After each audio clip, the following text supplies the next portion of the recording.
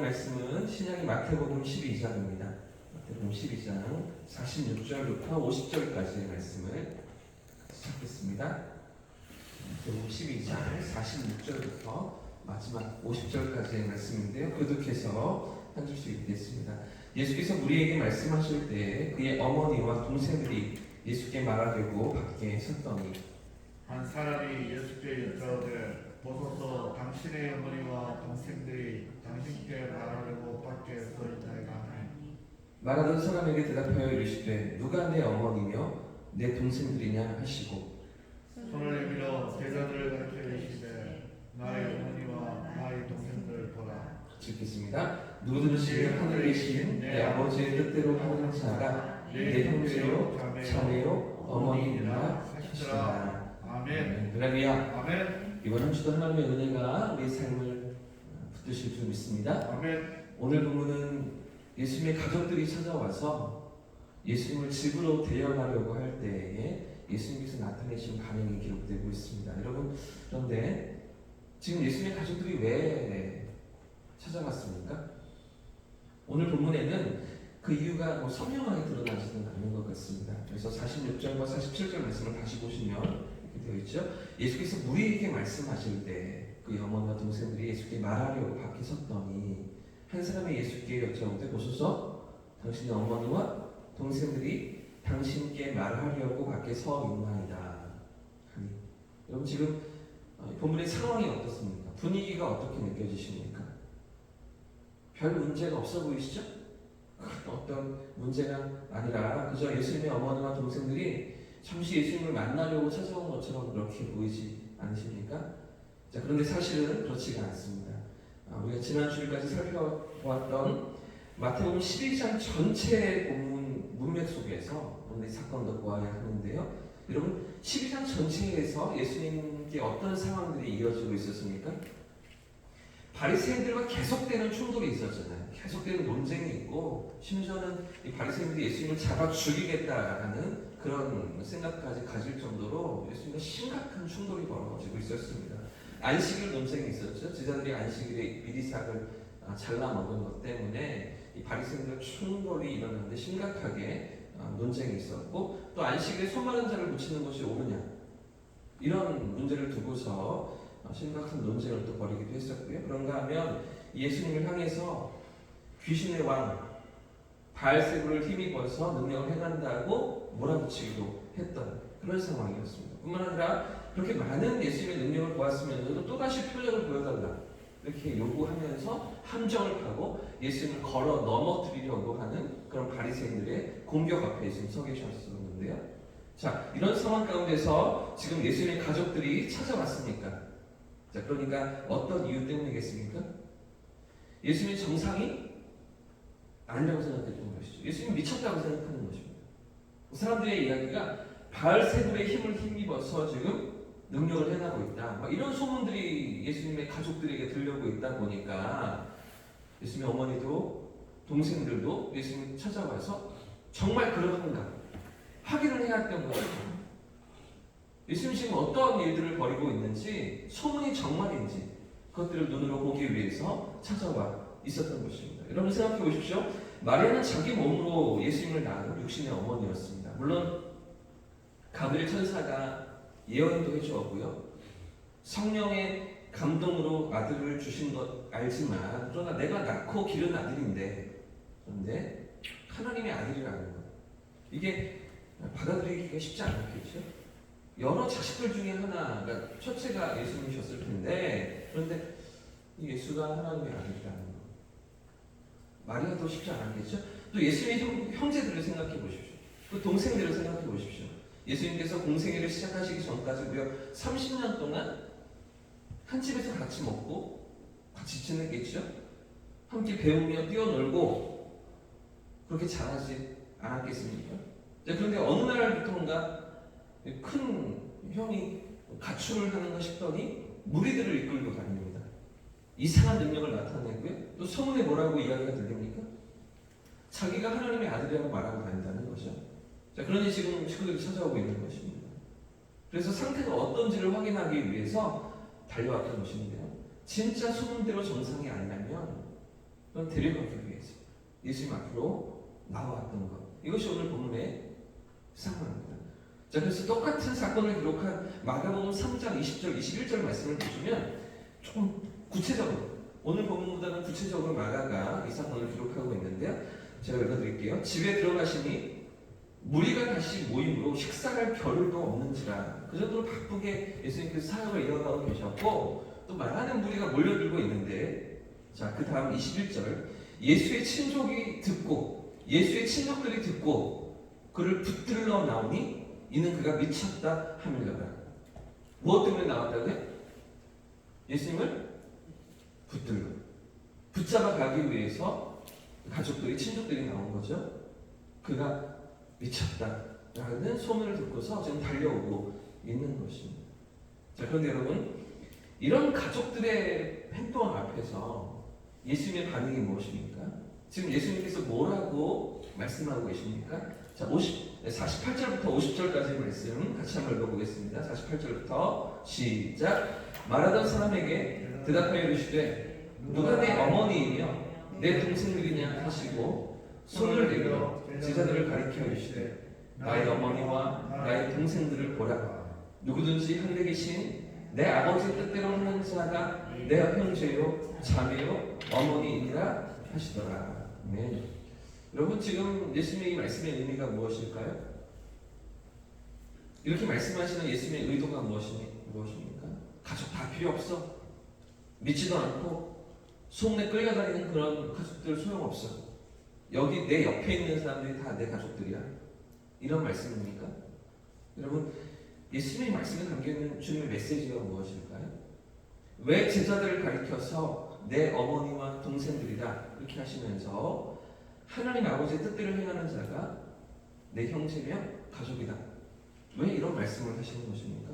여러분, 이분을 확인하기 전에 먼저 기억해야 될 것이 있습니다. 바로 예수님께서 가족을 등한히 여기고 가족들에게 소홀히 해도 된다고 하시는 그런 말씀이 아니라는 것입니다. 언제나 이단은 이런 말씀 딱 한 대목만 뽑아다가 여기서 이렇게 예수님 말씀하지 않으셨냐, 그러니 얼마든지 우리의 믿음을 위해서는, 제대로 믿기 위해서는 가족도 조금 내려놓고 때로는 이혼도 불쌍하고 그렇게 제대로 믿어야 하나님 제대로 믿는 거다, 뭐 이런 것들을 강요하기도 하잖아요. 근데 절대로 그런 말씀이 아니라는 것이죠. 왜 그렇습니까? 다른 여러 장면들에서 예수님이 부모를 공경하고 가족들을 돌보는 그런 마땅한 도리와 의무를 행하라고 명령하시기 때문입니다. 심지어 예수님께서 십자가에 달리실 때에도 요한에게 어머니 마리아를 부탁하십니다. 아마 지금도 예수님 앞에 가족들이 달려올 때에 예수님 어머니가 달려오고 동생들이 달려오지 않습니까? 아버지 요셉은 예수님 어리셨을 적에 돌아가신 것 같습니다. 그러니 장자로서, 가장으로서 홀로 남겨진 어머니를 요한에게 부탁하시잖아요. 그러면서 뭐라고 말씀하세요? 보라, 내 어머니라. 이렇게 요한에게 말씀하시죠. 그러니까 가족을 돌보지 말라, 이런 예수님의 의도가 아닌 것입니다. 뿐만 아니라 십계명에서도 하나님을 향한 앞에 4가지 계명을 우리에게 말씀하신 이후에 사람들과의 관계 속에 살아가면서 어떻게 살아가야 하는가를 5계명부터 말씀하시는데, 가장 첫 번째, 사람들과 관련된 가장 첫 번째 계명 5계명이 무엇입니까? 내 부모를 공경하는 것이잖아요. 그러니까 가장 중요한 계명이 가족을 돌보고 책임지고, 그렇죠? 부모를 공경하는 것. 하나님께서 이 땅에 세우신 가장 첫 번째 기관이 가정입니다. 교회보다 더 우선적으로 하나님 세우신 가정, 그것이 바로 우리에게 주신 가족들인 것이죠. 자, 그러니 가족을 소홀히 여겨도 된다, 이런 말씀이 아니라는 것입니다. 그래서 사도 바울도 디모데전서 5장 8절에 디모데에게 이렇게 말하고 있는데요. 누구든지 자기 친족, 특히 자기 가족들을 돌보지 아니하면 믿음을 배반한 자요, 불신자보다 더 악한 자니라, 이렇게 가르쳐주고 있습니다. 믿음을 배반하는 정도로, 그 정도로 악한 자라는 거죠. 가족을 돌보지 않으면. 그렇기 때문에 여러분, 오늘 예수님 말씀이 어떤 의미일까요? 가족들에게 소홀해도 된다, 이런 말씀이 아닌 것이죠. 예수를 믿는다고 하면서 가족을 돌보지 않고 부모를 공경하지 않는다? 이건 많지 않다는 이야기인 것입니다. 그럼 여러분 지금 예수님의 말씀의 의도가 무엇일까요? 왜 가족들이 찾아왔는데도 불구하고 왜 지금 밖에서 예수님과 말하려고 기다리고 있는데도 불구하고 맞아주지 않으십니까? 조금은 냉대하는 것 같은 그런 태도로 말씀하고 계십니까? 자, 이유가 있는데요. 두 가지 이유 때문입니다. 첫 번째는 가족들이 아직 예수님을 메시아로 믿지 못했기 때문입니다. 요한복음 7장 5절에도 보시면 당시 가족들의 태도가 어떠했는지 분명히 기록하고 있는데요. 이는 그 형제들까지도 예수를 믿지 아니함이로라. 이렇게 요한이 기록합니다. 예수님이 누구신지, 무엇 때문에 오셨는지, 어떤 일들을 이루고 계신지 그 이유를 아직 그들은 깨닫지 못하고 있는 것이죠. 그 동생들은 예수님을 믿지 못했던 것입니다. 자, 그리고 한참 후에 시간이 지나서 이 형제들, 이 동생들이 깨닫기 시작하는데 우리가 주일마다 살피고 있는 사도행전에 이제 잠시 후면요, 이 예루살렘 교회 지도자들로 예수님의 동생들이 서 있는 모습들을 우리가 보게 됩니다. 야고보라는 동생이 예수님의 제자들 가운데 야고보라는 이름이 있지만 그 야고보가 아니라 그 야고보는 순교에 죽거든요. 근데 또 다른 야고보가 등장합니다. 예수님의 동생이었던 야고보가 예루살렘 교회 지도자가 되어서 예루살렘 교회를 이끌고 섬기는 그런 모습들이 사도행전에 이제 우리가 나중에 살피게 될 건데요. 거기에 등장하기도 하고요. 더 나아가서 요한계시록 바로 앞에 짧은 서신이 하나가 있습니다. 유다서라는 서신이 하나가 있는데 이 유다서를 기록한 유다라는 사람도 예수님의 동생 가운데 한 사람이었죠. 그러니까 시간이 지나서 예수님의 십자가와 부활을 경험하고 성령의 강림을 경험하고 그제서야 깨닫고 믿게 되는 그런 일들이 일어나는 것입니다. 자, 근데 지금 예수님의 공생의 기간 가운데에서는 깨닫지 못했었습니다. 이해하지 못하고 있는, 믿지 못하고 있는 그런 동생들인 것이죠. 그래서 예수님 아직은 그들을 다 이렇게 수용하고 받아주시지 않는 것 같은 모습인데요. 자, 그러면 두 번째 이유가 있습니다. 두 번째 이유는 예수님께서 꿈꾸시는, 예수님께서 세우고자 하시는 하나님 나라가 있기 때문입니다. 예수님께서 원하시는 하나님 나라가 무엇입니까? 결국 예수님께서 시작하시고 이 땅에 세워가기를 원하시는 하나님 나라가 어떤 나라입니까? 하나님을 아버지로 모시고 한 형제와 자매로 함께 세워져 가는 것이죠. 한 가족으로 부르심을 받아 세워가는 하나님 나라인 것입니다. 그래서 여러분, 예수님께서 주기도문을 가르치실 때에도 뭐라고 기도하라고 가르쳐 주십니까? 하늘에 계신 우리 아버지, 우리라고, 그죠? 우리가 한 가족이라고. 물론 육신의 한 가족으로 우리를 묶으시고 이 땅에 보내셨지만, 그러나 더 크게는, 더 영원하게는 우리의 삶의 한 가족으로 부르신 하나님 나라 가운데 우리가 서 있음을 가르치시고 깨닫기를 주님 원하시는 것이죠. 그 아버지 앞에, 하나님 아버지 앞에서 한 피 받아서 한 몸 이룬 형제와 자매로 우리를 부르셨다는 것이죠. 예수 그리스도 안에서 영원한 가족으로 우리가 부르심을 받았음을 예수님 지금 가르쳐주고 계시는 것입니다. 사랑하는 여러분, 그러므로 우리는 예수님 안에서 한 몸으로 부르심을 받고 한 가족으로 묶어주신 형제와 자매들인 줄 믿습니다. 그래서 여러분, 가족이 어떻습니까? 가족. 때로는 다투기도 하잖아요. 때로는 싸움도 있잖아요. 그러나 여러분, 가족들은 이미 어떻습니까? 천년 만년 안 보고 살 게 아니잖아요.